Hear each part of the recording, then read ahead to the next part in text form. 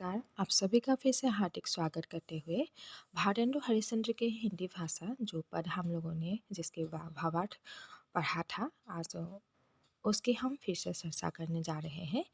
तो पहले हम लोगों ने 1 और 2 पॉइंट पढ़ लिया था, अभी 3 बाकी है, देखते हैं। पढ़े फारसी बहु विध टोहु भय खराब पानी खटिया तर रहो पूत मरे बाकी आव, जिसका भावार्थ है यदि फ़ारसी या अन्य भाषा पढ़े तो इसमें कोई बुराई नहीं है, यानी कि हमें फ़ारसी भी पढ़ना चाहिए, अरबी भी पढ़ना चाहिए, सब कुछ पढ़ना चाहिए। परंतु पलंग पर रहे मनुष्य को अंतिम जल केवल अपना पुत्र ही काम आता है। जैसे कि कोई व्यक्ति मरने वाला होता है, उस समय उसको अपनी ही बेटे या बेटी की याद आ जाती है या उसी समय ही वो पानी पिला देते हैं, तो वो सुकून के साथ उसका मृत्यु हो सकता है। तो ऐसे ही हमें मातृभाषा जो है वो जितने हम मातृभाषा में हम अपने भावों को प्रकट कर सकते हैं वो अन्य भाषा से नहीं कर सकते हैं। तो इसीलिए हमें मातृभाषा की हमेशा आवश्यकता है।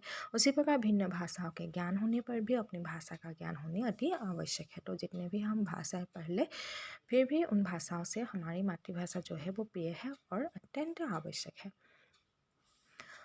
4 नंबर है अंग्रेजी पढ़ी के यद्यपि सब गुण हो तो प्रवीण बेन इस भाषा ज्ञान बिन रहा हिन के हिन।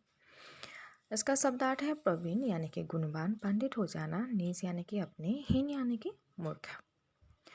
तो इसके प्रसंग हम देखते हैं। तो प्रस्तुत जो अंश है वो महाकवि भारतेंदु जी द्वारा लिखित है और ये हिंदी भाषा शीर्षक से लिया गया है। इसमें भारतेंदु जी ने हिंदी भाषा साहित्य के प्रति अपनी जो अपार श्रद्धा भक्ति भावना है या आस्था है उसको यहाँ इन 2 पंक्तियों में व्यक्त किया है। तो इनकी व्याख्या देखते हैं।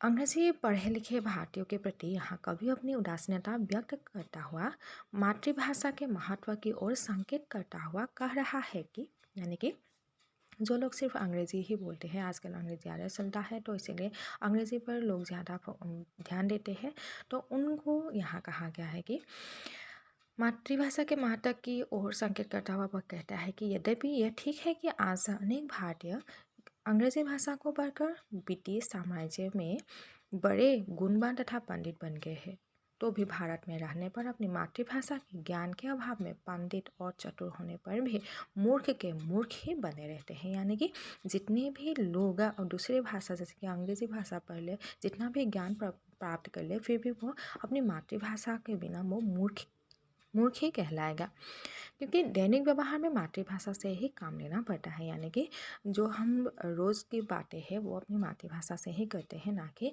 दूसरे भाषा से करते हैं। तो इसीलिए जितना भी जिस भाषा में ज्ञान प्राप्त कर ले, लेकिन हमें अपनी भाषा को भूलना नहीं चाहिए, क्योंकि बोलचाल की भाषा से लेकर चारों तरफ के व्यवहार की भाषा हमारा मातृभाषा ही है।